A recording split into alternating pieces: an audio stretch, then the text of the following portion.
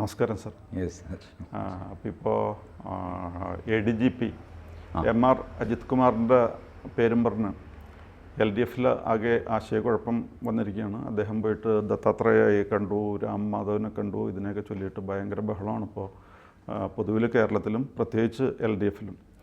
അപ്പോൾ ഈ സാഹചര്യത്തിൽ മുന്നണി ബന്ധങ്ങളിൽ വല്ല മാറ്റം വരുമോ? LDF ചില ആൾക്കാർ ഈ എന്തെങ്കിലും അപകടം മണക്കുന്നതായിട്ട് സാറിന് തോന്നുന്നുണ്ടോ? അവർ LDF വിട്ടു പോകും എന്നുള്ള രീതിയിലൊരു ചിന്ത വരുന്നുണ്ട്. അവിടെ വരെയൊന്നും പോയിട്ടില്ല സുരേഷു. വെറുതെ ഇതൊരു എന്താ വെള്ളം നിറച്ച ബലൂണാണ്. കാറ്റ് പോലും അല്ല, വെള്ളം നിറച്ച ബലൂണാണ്. അത് 1-2 ദിവസം കൂടെ ബഹളമൊക്കെ വെച്ച് അങ്ങ് തീരും. ഇപ്പോൾ LDF നിന്ന് വിട്ടു പോകണമെങ്കിൽ ആദ്യം വിട്ടു പോകേണ്ടത് CPI ആണ്. CPIക്ക് പഴയ പരാക്രമമൊന്നുമില്ല. ഒന്നിനും കൊള്ളാത്തൊരു കക്ഷിയാണ് CPI. അവർ UDF പോയി എന്ന് വെച്ചു, പുല്ല് വിലയായിരിക്കും അവർക്ക്. UDF അടുത്ത തെരഞ്ഞെടുപ്പിൽ ജയിക്കും എന്നൊരു അന്തരീക്ഷം വരികയാണെങ്കിൽ CPIക്ക് മാറാൻ തോന്നും. പക്ഷേ അവിടെ പോയിട്ട് എന്ത് കിട്ടാനാണ് CPIക്ക്? ഇപ്പം നേരത്തെയൊക്കെ CPI പോവുകയും വരികയൊക്കെ ചെയ്തിരുന്നു. അന്ന് ഈ ഞാഞ്ഞൂല് മുതൽ 8 അടി മൂർഖൻ വരെയുള്ളവരെ ഒരു കൊട്ടയ്ക്കകത്ത് കൊണ്ടു നടക്കാൻ സാമർഥ്യമുള്ള കരുണാകരൻ, ആൻ്റണി, ഉമ്മൻചാണ്ടി, ഇതുപോലെയുള്ള ആൾക്കാരുണ്ടായിരുന്നു. അതുകൂടാതെ ആൻ്റണി ഉമ്മൻചാണ്ടി കോമ്പിനേഷനുണ്ടായിരുന്നു. അങ്ങനെയുള്ള കോൺഗ്രസ്സുകാരിപ്പോൾ ഇല്ല. സാറ് നോക്കും, VD സതീശനോ K സുധാകരനോ വിചാരിച്ചു കഴിഞ്ഞാൽ അവർ തമ്മിലുള്ള പ്രളയപ്പണക്കം തീരുന്നില്ല. എന്നിട്ടല്ലേ ബാക്കി മുന്നണിയെ ഒരുമിച്ച് നിർത്തുന്നത്. മുന്നണികളെ ഒരുമിച്ച് നിർത്താൻ അസാമാന്യമായ സാമർഥ്യം വേണം. അസാമാന്യമായ സാമർഥ്യം വേണം. അതിൽ കുറവ് വന്നു എന്ന് പറഞ്ഞിട്ടാണ് വലിയ ഫിഗറായിട്ടുള്ള EP ജയരാജനെ മാറ്റിയിട്ട് ഇവരിപ്പോൾ TP രാമകൃഷ്ണനെ കൊണ്ടുവന്നിരിക്കുന്നത്. വാസ്തവത്തിൽ TP രാമകൃഷ്ണൻ അതിൽ ഫെയിലാവും. It is not a joke. LDF convener UDF convener എന്ന് പറയുന്നത് തമാശയല്ല. ഇത്രയും പേരെ ഒരുമിച്ച് സീരിയസ് ആയിട്ട് കൊണ്ടുപോകണം. അതല്ല ഒരു ജോക്കറായിട്ട് ഒരു പേരിന് ഒരാളെ വയ്ക്കാനാണെങ്കിൽ ആരെ വെച്ചാലും മതി. കാരണം ഇപ്പുറത്ത് LDF സാറ് നോക്കും, PV കുഞ്ഞിക്കണ്ണൻ LDF കൺവീനറായിരുന്നു, തെറിച്ചുപോയി. MM ലോറൻസ് തെറിച്ചുപോയി. ഇവരൊക്കെ LDF കൺവീനറായിട്ട് ഇടയ്ക്ക് വെച്ച് പകുതിക്ക് വെച്ച് മാറ്റിക്കളഞ്ഞാണ്. പല കാരണങ്ങളുമുണ്ട്. പാർട്ടിക്കുള്ളിലെ കാരണങ്ങൾ, മുന്നണിക്കുള്ളിലെ കാരണങ്ങൾ. ജയരാജനെ പറ്റി പബ്ലിക്കായിട്ട് അവർ പറഞ്ഞത് എന്താ? ജയരാജന് പരിമിതികളുണ്ടായി എന്ന് വെച്ചാൽ he could not perform up to the mark. ഇതുകൊണ്ടാണ് ജയരാജനെ മാറ്റിയത്.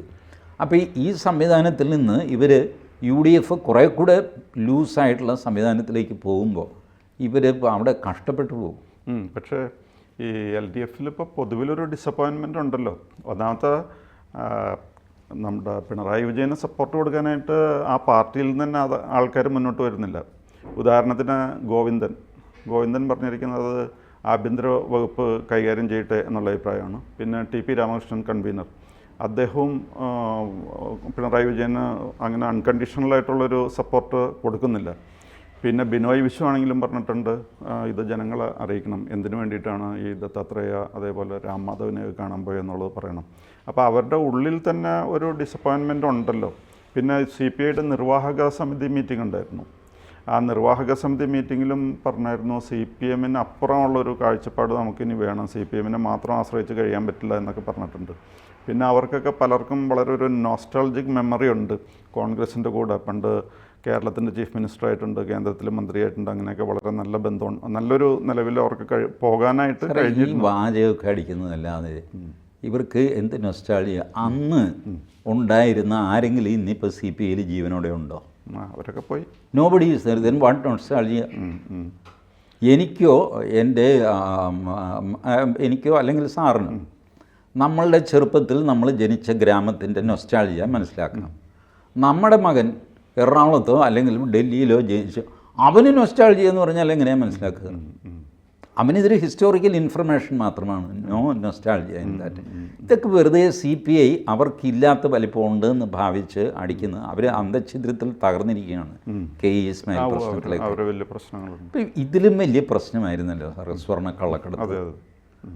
ഫസ്റ്റ് പിണറായി വിജയൻ സർക്കാരിൻ്റെ കാലത്ത് അതിനെ തുറന്നു വന്ന പഞ്ചായത്ത് തെരഞ്ഞെടുപ്പിൽ എല്ലാവരും പ്രവചിച്ചു കഴിഞ്ഞു. അന്നും ഇതുപോലെ എതിരഭിപ്രായമൊക്കെ പാർട്ടിയിലുണ്ടായിരുന്നു, ഉള്ളിലുണ്ടായിരുന്നു. But he came back.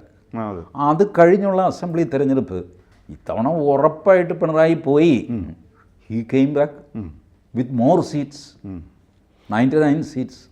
പക്ഷേ ഇപ്പോൾ സംഭവിക്കുന്നത് ഞാൻ പറയാം, ഇത് ഈ RSS വിഷയമായതുകൊണ്ടാണ്. അല്ലെങ്കിൽ അണീക്വോക്കൽ സപ്പോർട്ട് പിണറായിക്ക് കിട്ടും. RSS വിഷയത്തിൽ ഇദ്ദേഹത്തെ സപ്പോർട്ട് ചെയ്ത് കഴിഞ്ഞാൽ ഫലത്തിൽ ഇദ്ദേഹത്തെ അല്ല ADGPയെ സപ്പോർട്ട് ചെയ്യണം. ADGPയെ സപ്പോർട്ട് ചെയ്യാമെന്ന് വെച്ചാൽ RSSനെ സപ്പോർട്ട് ചെയ്യുന്നു എന്ന് അർത്ഥം വരും. അതുകൊണ്ടാണ് എല്ലാവരും മടിച്ചു നിൽക്കുന്നത്. മിക്കവാറും പിണറായി തന്നെ പറഞ്ഞു കാണും, ആരും ഒന്നും മിണ്ടണ്ട, അതിങ്ങനെ ആ തിരയങ്ങ് പൊക്കോട്ടെ, 4-5 ദിവസം കഴിയുമ്പോൾ പോകില്ല, അപ്പോഴത്തേക്ക് വേറെ എന്തെങ്കിലും സംഭവിച്ച് TV-ക്കാർ അതിൻ്റെ പിന്നാലെ ഓടും, ഇത് മറക്കും. സ്വാഭാവികമായിട്ട് ഇത് കെട്ടടങ്ങിക്കോളും. അതുകൊണ്ട് അതിലേക്ക് എണ്ണ പകരാതിരിക്കാൻ വേണ്ടിയിട്ടാണ് അവിടെ ഇവിടെയൊക്കെ. എന്നാൽ you should not look like supporting RSS. അപ്പോൾ ഈ ഇദ്ദേഹം പറയുന്നു, ഗോവിന്ദൻ പറയുന്നു, ഞാൻ തൃപ്തിയോടെയാണോ പറഞ്ഞത്, എനിക്കുമില്ലേ ആ തൃപ്തി എന്നൊക്കെ ചോദിക്കുന്നു. അപ്പോൾ ഗോവിന്ദൻ അതൃപ്തി എന്നൊക്കെ പറഞ്ഞ് ഒരു ഹെഡ്ലൈൻ വന്നോട്ടെ. Because we don't ratify that action, but nevertheless CM is not responsible. എന്തിന് അദ്ദേഹത്തെ ഉപദ്രവിക്കുന്നു? ഈ രീതിയിലാണ് പാർട്ടി ഇപ്പോൾ നിൽക്കുന്നത്. ആകെ ഒരു കാരണം കൊണ്ടാണ് മറ്റ് മന്ത്രിമാർ, അധികാരികളൊക്കെ ഇന്ന് വിജയരാഘവൻ, പഴയ LDF കൺവീനർ, അദ്ദേഹം മീഡിയയിൽ കണ്ടു. ഒന്നും ഒറ്റയൊക്കെ ആയിട്ട് പലരും മീഡിയയിൽ സംസാരിക്കുന്നുണ്ട്. And they inter alia justify Pinarayi Vijayan at the same time without supporting RSS. അങ്ങനത്തെ ഒരു ഞാനിന്മേൽ കളി ഇവർക്ക് നടത്തേണ്ട ആവശ്യമുണ്ട്. പിണറായിയെ സപ്പോർട്ട് ചെയ്യണം, RSSനെ സപ്പോർട്ട് ചെയ്യുന്നതായിട്ട് തോന്നുകയും ചെയ്യരുത്. അപ്പം അതുകൊണ്ട് they are very careful in issuing public statement. അപ്പം നമുക്ക് അപ്പം എന്താ ഈ മറ്റ് മന്ത്രിമാരോടൊക്കെ മിണ്ടാതിരിക്കാൻ പറയും. മുഹമ്മദ് റിയാസ്, വീണ ജോർജ്, അവരൊക്കെ ബിന്ദു എന്നൊക്കെ പറഞ്ഞിട്ട് ചില ലൂസ് കാനൻസ് ഒക്കെ ഉണ്ടല്ലോ, അവരോടൊക്കെ പറയും നിങ്ങളാരും ഒന്നും മിണ്ടണ്ട, ഒരക്ഷരം മിണ്ടണ്ട, അത് ഞാനും ഗോവിന്ദനും നോക്കിക്കോളാം. അതിന് ചിലപ്പോൾ ഗോവിന്ദനോട് പറയും നിർത്തിക്കോ, കുഴപ്പമില്ല, ഞാൻ പറഞ്ഞോളാം, പറയേണ്ട സമയത്ത് ഞാൻ പറഞ്ഞോളാം. എത്ര മോശം സാഹചര്യമായി കഴിഞ്ഞാലും ലോക്കൽ ബോഡി ഇലക്ഷൻസ് വന്നു കഴിയുമ്പോൾ, പഞ്ചായത്ത് അതേപോലത്തെ ഇലക്ഷനൊക്കെ വന്നു കഴിയുമ്പോൾ CPM നന്നായിട്ട് പെർഫോം ചെയ്യാനാണ് സാധ്യത. അപ്പോൾ ആ ഇലക്ഷൻ വന്നു കഴിഞ്ഞാൽ അതോടുകൂടി വീണ്ടും ഒരു കംബാക്ക്. CPM ഉണ്ടാക്കി വെച്ച അവരുടെ സെറ്റപ്പ് ഉണ്ടല്ലോ, ഇലക്ഷൻ മെഷീനറി, സർക്കാർ ഉദ്യോഗസ്ഥന്മാരുടെ വലിയൊരു ശതമാനം CPMൻ്റെ കൂടെ. വോട്ടർ പട്ടിക, EVM-ൽ കൃത്രിമം കാണിക്കാൻ പറ്റില്ല, അതൊക്കെ വെറുതെ പറയുന്നതാണ്. EVM ആർക്കും ഒന്നും ചെയ്യാൻ പറ്റില്ല, ബട്ട് വോട്ടർ പട്ടികയിൽ ചെയ്യാൻ പറ്റും. വോട്ടർ പട്ടികയിൽ നിന്ന് ആൾക്കാരെ എടുത്തു കളയുക, ലാസ്റ്റ് മിനിറ്റിൽ എടുത്തു കളയും. നിങ്ങൾ പരാതിയുമായിട്ട് ഇലക്ഷൻ കമ്മീഷൻ എടുത്തു പോയി, അവർ അപ്പോഴത്തേക്ക് തിരഞ്ഞെടുപ്പ് കഴിഞ്ഞു. Once the process has started, election commission ഇടയ്ക്ക് വെച്ച് നിർത്തുമൊന്നുമില്ല. TG മോഹൻദാസിൻ്റെ പേരില്ല എന്ന് പറഞ്ഞ് മൊത്തം ഇലക്ഷൻ നിർത്തി വയ്ക്കാൻ പറ്റുമോ? ഈ ജാതി ഏർപ്പാടുകളൊക്കെ CPM ഇപ്പോൾ തൊഴിലാളി വർഗ പാർട്ടിയൊന്നുമല്ല. അല്ല, തൊഴിലാളി ഐക്യം സിന്ദാബാദ് സാറ് കേട്ടിട്ട് എത്ര വർഷമായിട്ടുണ്ട്? മുദ്രാവാക്യം മാത്രമേ ഉള്ളൂ ഇപ്പോൾ അവർക്ക്. മുദ്രാവാക്യം പോലും ഇപ്പോൾ കേൾക്കാനില്ല, വിളിക്കാൻ അതല്ല, മുദ്രാവാക്യമൊക്കെ മാറി. അപ്പോൾ തൊഴിലാളി പാർട്ടിയല്ല, അവർ NGO, അധ്യാപകർ, സ്കൂൾ കുട്ടികൾ, കോളേജ് വിദ്യാർത്ഥികൾ, SFI, DYFI, ഇതൊക്കെ ആയിട്ട് ഈ middle class, upper middle class, ഈ വർഗമാണ് ഇപ്പോൾ പാർട്ടിയുടെ vote base. They are the biggest influencers in Kerala. അവരുടെ ഒരു 60-65% CPM-ൻ്റെ കയ്യിലാണ്. കോളേജ് അധ്യാപകർ, വക്കീലന്മാർ, ഡോക്ടർമാർ, ഇതൊക്കെ അവരുടെ കയ്യിലാണ്. അവർ കണ്ടില്ലേ, ഫ്രം ആകാശത്ത് നിന്ന് ടപ്പെന്ന് നമ്മളുടെ ലിസി ഹോസ്പിറ്റലിൽ നിന്നൊരു ഡോക്ടറെയാണ് അവർ കാൻഡിഡേറ്റായിട്ട് ഉമാ തോമസിനെതിരെ നിർത്തിയത്. അതുവരെ ആർക്കും അറിഞ്ഞുകൂടെ ഇങ്ങനെ ഒരു ഡോക്ടർ അവിടെ CPM കാൻഡിഡേറ്റ് ആവാൻ പൊട്ടൻഷ്യലുള്ള ഒരാളുണ്ടെന്ന് ആർക്കും അറിയില്ല. This is the way they have arranged. ആ അറേഞ്ച്മെൻറ്റ് പെട്ടെന്നൊന്നും തോൽപ്പിക്കാൻ സാധിക്കില്ല. വെറുതെ ഒരു RSS ബന്ധം കാണിച്ച് അവരെ അങ്ങ് തീർത്ത് കളയാം എന്ന് വിചാരിക്കരുത്. ഞാൻ കടുത്ത RSSകാരനും കടുത്ത CPM വിരോധിയാണ്. ബട്ട് എനിക്കൊരു പ്രിൻസിപ്പിളുണ്ട്, never underestimate your enemy. അവൻ്റെ ശക്തി അണ്ടർ എസ്റ്റിമേറ്റ് ചെയ്താൽ അവിടെ നിങ്ങളുടെ നാശം തുടങ്ങി. നിങ്ങൾ വിചാരിക്കും ഈ കാർഡിൽ അവൻ വീഴില്ല, കാരണം അവനെ സപ്പോർട്ട് ചെയ്യുന്ന ഭീമമായ മെഷീനറിയുണ്ട്. It's very difficult. സോ ആരെങ്കിലുമൊക്കെ സ്വപ്നം കാണുന്നുണ്ടാകും പിണറായി വിജയൻ ഇപ്പോൾ ഒഴിഞ്ഞു കൊടുക്കും, രാജിവെക്കുമെന്നൊക്കെ. I don't think so. പിന്നെ എന്ത് എതിർപ്പ് വന്നാലും അദ്ദേഹം പറയുന്ന ആ ലാസ്റ്റ് വേർഡ് എന്നുള്ള ആ ഒരു ട്രഡീഷൻ കണ്ടിന്യൂ ചെയ്യുമല്ലോ. ഇപ്പോൾ ഉദാഹരണത്തിന് കഴിഞ്ഞ ഇലക്ഷൻ കഴിഞ്ഞ് കഴിഞ്ഞപ്പോൾ പഴയ മന്ത്രിമാരെയൊക്കെ എടുത്തു മാറ്റി മരുമോനെയൊക്കെ മന്ത്രിയാക്കി. എന്നിട്ട് അവിടെ ഒരു എതിരഭിപ്രായം ആരും പറയാനില്ല.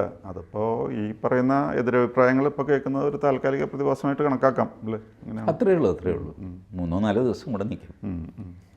അത് കഴിയുമ്പോൾ everything will be back to normal. കൂടുതൽ വാർത്തകളും വിശേഷങ്ങളും നിങ്ങളിലേക്ക് എത്താൻ ABC മലയാളം സബ്സ്ക്രൈബ് ചെയ്യുക, ബെൽ ബട്ടണും അമർത്തുക.